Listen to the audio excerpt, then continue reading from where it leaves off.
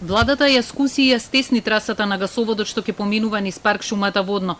Наместо 25 метри, ширината на работниот појас ќе биде 10 метри, а должината на трасата ќе биде за 4 километри покуса. Со ваквите измени, според уверувањето на владата, ќе се сечат 2 хектари шума, што е далеку помалку од дневната потрошувачка на дрва за грејење во Скопје, а откако ќе заврши изградбата на гасоводот, теренот ќе се врати во првобитна состојба. Директорот на МЕР тврди дека ова е најоптималното решение направено во соработка со граѓанскиот сектор, а неприфатлив е предлогот гасоводот наместо на Водно да се гради на Скопска Црна Гора. И таму ќе се сече иста количина на шума, дури и повеќе.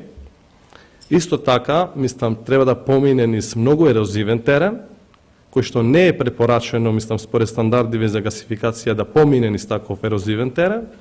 Треба да помине низ многу густо населени места и најлошо од све е треба да се вкрстува со главниот извор на водоснабдување на град Скопје. Скопје нема да ја спречи гасификацијата на другите градови, но нема да биде жртва на процесот. Градоначалникот Петре Шилего ветува дека за дополнително пошумување на Водно ќе се потрошат 700.000 евра. Јас, како градоначалник, обезбедив, заедно со владата, нашиот град да добие. Прво, пошумување на Водна со средства обезбедени од МЕР како директна законска компензација за уништеното зеленило во висина од 43 милиони денари. Второ, пошумување на соголените падини на Скопска Црна Гора со средства обезбедени од Министерството за одбрана, носење на закони за заштита на парк Шумата Водно, но и кањонот Матка во соработка со Министерството за животна средина и просторно планирање.